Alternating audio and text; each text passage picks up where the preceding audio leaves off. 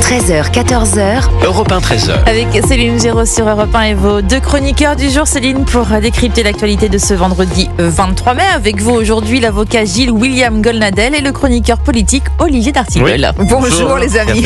Oui. C'est moi qui dis oui. Voilà, bonjour à tous les deux.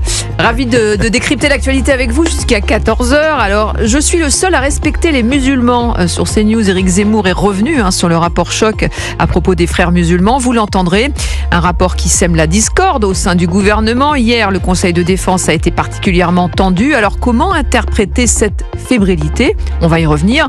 Et pendant ce temps-là, le Premier ministre, plutôt discret ces derniers temps, on peut le dire, entre les chauffeurs de taxi et les tracteurs, la colère gronde dans la rue. Alors à quoi joue François Bayrou ?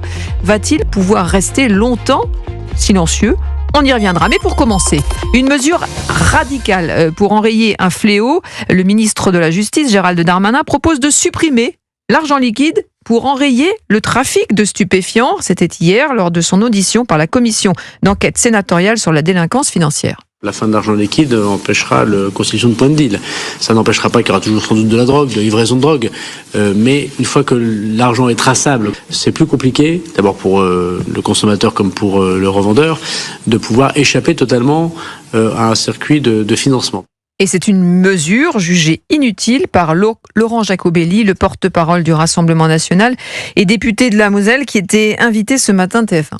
Vous croyez que les dealers et les consommateurs, parce qu'ils n'ont plus d'argent liquide, vont arrêter les uns de consommer ? La plupart ne peuvent pas arrêter puisqu'ils sont accros, comme on dit, et les autres de vendre, ils n'arrêteront pas parce que c'est leur seul métier.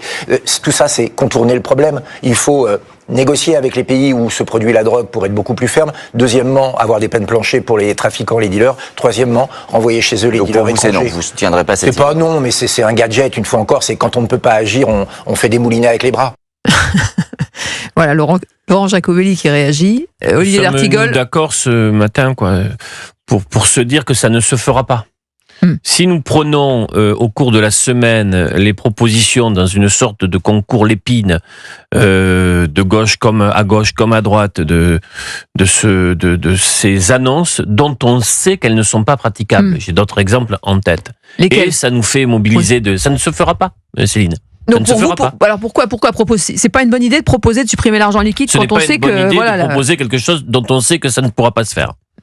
Voilà. Mais quand même, il fallait oser. Enfin, je veux dire, c'est une mesure. Oui, c'est 3000 points de deal à peu près, le trafic de drogue dans le pays. Et c'est à peu près 3,5 à 6 milliards d'euros. Si le garde des Sceaux est à ce niveau d'improvisation, pour ne pas dire d'amateurisme dans l'annonce, c'est qu'il juge que nous sommes désarmés face à ce trafic et à ce narcotrafic. Et alors, est-ce que sur le fond, au-delà effectivement de Gérald Darmanin, est-ce que selon vous, c'est une proposition qui pourrait fonctionner ? Gilles William Goldnadel. Si j'ai bien compris, la France serait le premier et le seul pays au monde à ne plus avoir de billets de banque. C'est quand même... Non mais attendez, c'est quand même assez extravagant. Il pose le débat. Il a le mérite de poser le débat. Pourquoi pas ? Par exemple, au Danemark, dans certains pays nordiques, les espèces aujourd'hui, c'est plus que 8% à peu près des transactions. Nous, on en est loin. C'est quand même un peu gênant pour les vieilles personnes et puis pour les mendiants même. Pardon de vous le dire. Mais rien que pour ça. Mais j'y vois, moi, un grand aveu d'impuissance. Et pourquoi on n'interdit pas aussi les rassemblements de plus de 3 personnes ? Ça écarte. Non, mais je veux dire, c'est tellement extravagant. En vérité, nous sommes dans l'impuissance totale. On pourrait, je veux dire, il y a tellement... J'observe d'ailleurs que le président de la République, par rapport à ce qu'il a proposé, M. Darmanin, le président de la République est très opposé, paraît-il, à faire une sorte de nouveau Cayenne en Guyane. Ça, pour les. Ça, la proposition de Bagne ou de Guantanamo, un peu à la française. C'est une nouvelle prison. Oui, c'est une prison qui est déjà, avec un quartier de haute sécurité. Mais c'est effectivement pour resserrer sur Gérald Darmanin, c'est sa deuxième proposition un peu surprenante, en tout cas. Autant la première me plaît et je la considère comme réaliste. Gilles William n'est pas un ennemi du bagne. Je ne suis non, vous n'êtes pas un ennemi du bagne. Si vous voulez, je n'ai pas de tendre sentiment pour les narcotrafiquants tueurs. Ma compassion est assez limitée, c'est vrai. Donc pour vous, Gérald Darmanin, c'est quoi ? C'est de la communication ? C'est un coup de com', c'est pour occuper le terrain. Je ne sais pas, mais je pense qu'il se trompe. En général, c'est quelqu'un que j'apprécie beaucoup. Hein.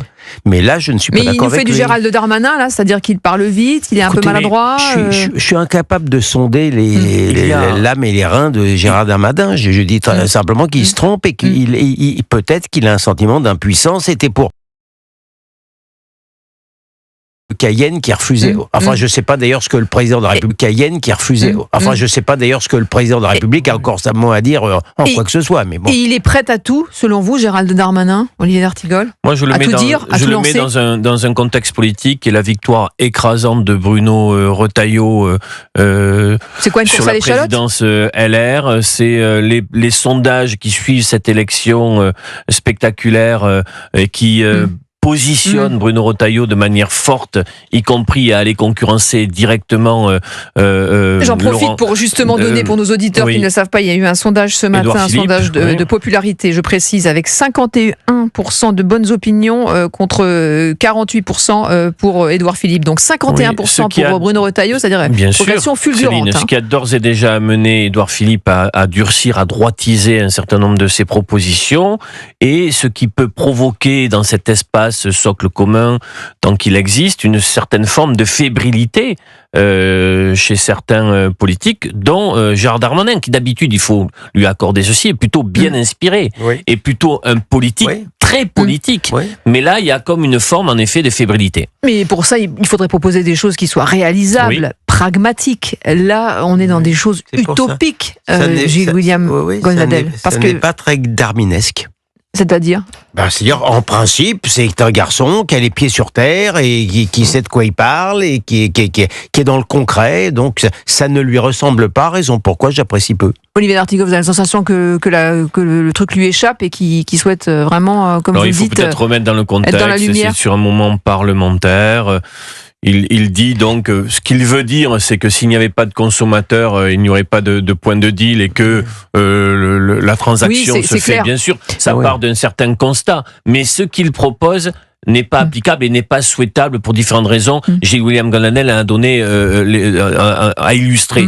Ça montre quand même qu'il y a aujourd'hui, politiquement, une crise du projet, de l'imaginaire politique, pour en être réduit à proposer le fait qu'il pourrait ne plus y avoir d'espèces de liquide qui circulent dans notre pays. C'est pour ça que je voudrais dire que tous les paiements seraient tracés.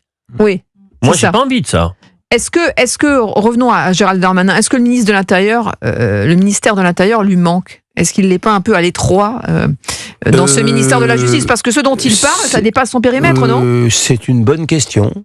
C'est une bonne question. Je le pense davantage